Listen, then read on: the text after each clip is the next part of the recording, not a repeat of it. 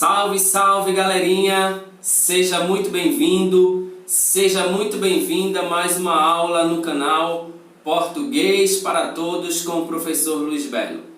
Hoje nós estudaremos a estrutura das palavras, exatamente, estudaremos a estrutura das palavras. Mas antes de iniciarmos, já quero pedir, gostou do vídeo?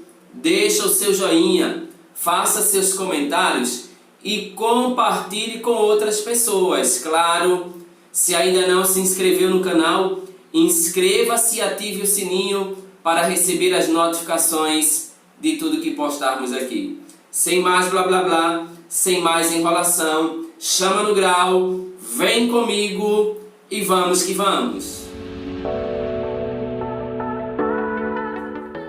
A estrutura das palavras está relacionada aos elementos que compõem os vocábulos que compõem as palavras. Ela abrange o estudo de diversos elementos mórficos ou morfemas, a saber, raiz, radical, tema, afixos, desinências, vogal temática e consoante de ligação. Lembre-se, os morfemas são as menores unidades de elementos que formam as palavras. Vejamos a definição e exemplos de cada um desses elementos mórficos.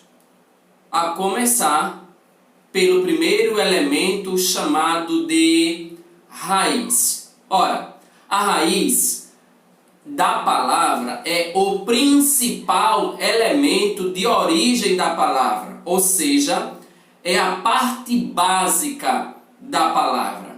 A raiz abriga a significação do termo e pode sofrer alterações. As palavras que possuem a mesma família etimológica contém a mesma raiz. Por exemplo, carro. Percebamos que a palavra carro, C-A-R-R, é a raiz nominal da palavra carro.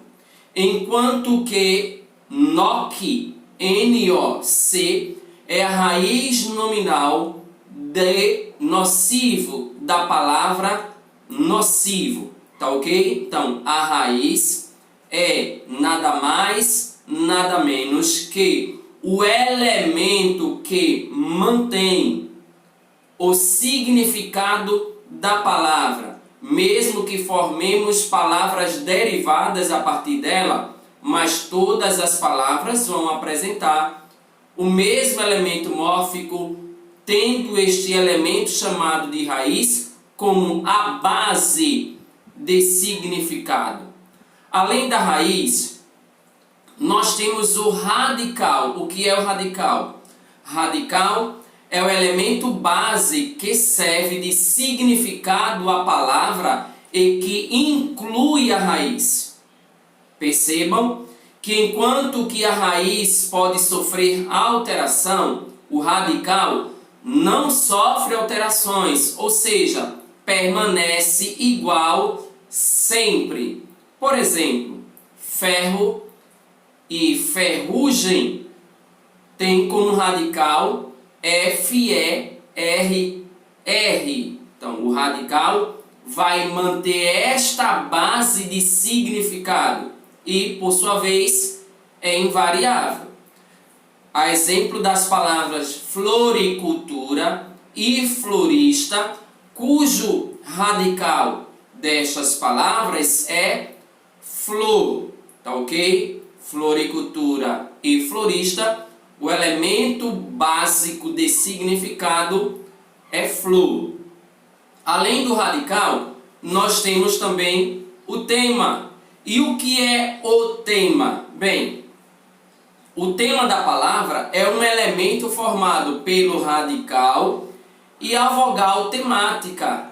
Repetindo, o tema nada mais é do que a união do radical e a vogal temática. Exemplos: estuda, rompe, parte. Claro que vocês sabem que estas três palavras, estuda, rompe e parte, são verbos.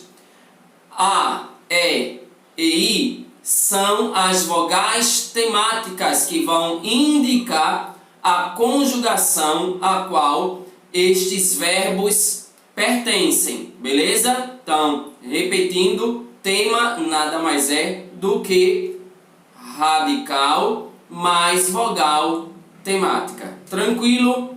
Além deste elemento chamado de tema e os anteriores, nós temos os afixos. Ora, e o que são os afixos?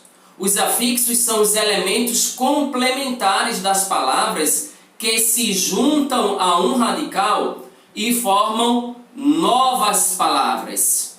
São classificados, por sua vez, como prefixos, aqueles que aparecem antes do radical, e sufixos, aqueles que aparecem depois do radical. Não se esqueça, os afixos são de duas ordens: prefixos, quando aparecem antes do radical, e sufixos, quando aparecem depois do radical, claro, das palavras. Exemplos de prefixo: eu tenho a palavra infeliz.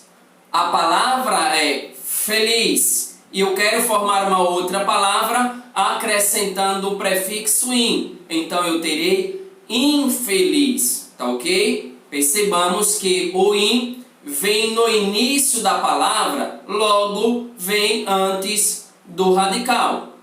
E o sufixo, como nós já falamos, vem depois do radical. A palavra primitiva seria feliz. E eu vou formar uma outra palavra a partir de feliz: felizardo.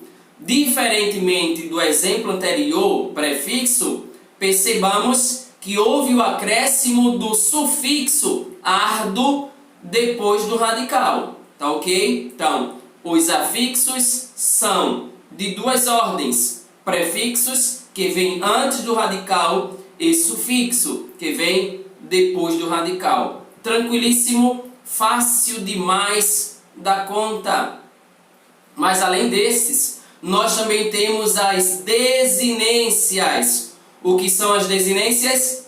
As desinências são morfemas acrescidos no final dos vocábulos e que indicam as flexões da palavra. As desinências, por sua vez, podem ser verbais e nominais. As desinências verbais indicam as flexões de número, pessoa, modo e tempo dos verbos. Evidentemente, quando falamos de número, singular, plural; pessoa, primeira, segunda e terceira; modo, indicativo, subjuntivo e imperativo; e tempos, pretérito, presente e futuro. Exemplos de desinência verbal: como, eu, como. O o, a desinência o, indica número e pessoa do verbo comer, logo, primeira pessoa do singular, do presente, do indicativo. Olha que interessante. O o, este morfema chamado de desinência, ela traz uma carga semântica, uma carga de informação bem interessante. O o vai me indicar que é primeira pessoa do singular, do presente, do indicativo. Esta é a função da desinência verbal: indicar número, pessoa, modo e tempo. Repito, dos verbos. Além das desinências verbais, como nós já falamos, existem as desinências nominais. Verbais, nominais. As desinências nominais indicam as flexões de gênero, masculino e feminino, e também flexão de número, singular e plural. Claro, se é desinência nominal, automaticamente nós sabemos desinência de nomes. Exemplos de desinências nominais: menina, meninas. Percebamos que aqui nós temos o S que está em negrito, indica-nos uma desinência nominal de número. Como assim? Menina, singular. Meninas, plural. Tá ok? Da mesma forma, garoto. Garoto, este O está indicando gênero masculino. Enquanto que em garota, o A, esta desinência vai indicar o gênero feminino. Perfeito? Então, repetindo, as desinências nominais vão indicar as flexões de gênero e de número dos nomes. Além dessa, nós também vamos ter a vogal temática. Ora, a vogal temática simplesmente é a vogal que se junta ao radical da palavra. Nos verbos, nós temos 3 tipos de vogais temáticas segundo as conjugações verbais. Assim, a vogal temática dos verbos da primeira conjugação é A. A da segunda conjugação é. Já a vogal temática da terceira conjugação é o I. Então, repetindo, as vogais temáticas vão indicar a que conjugação os verbos pertencem. Verbos de primeira conjugação são os verbos que terminam em AR. Verbos de segunda conjugação, os verbos que terminam em ER. Terceira conjugação, os verbos que terminam em IR. Lembrando, R é a desinência que indica que o verbo está no infinitivo. As vogais A, E e I indicam a que conjugação os verbos pertencem, a exemplo dos verbos apresentados. Amar, primeira conjugação. Vender, segunda conjugação. Sorrir, terceira conjugação. Tá ok? Facílimo, fácil demais da conta. Esta é a função das vogais temáticas. Mas além das vogais temáticas, nós temos vogal de ligação e consoante de ligação.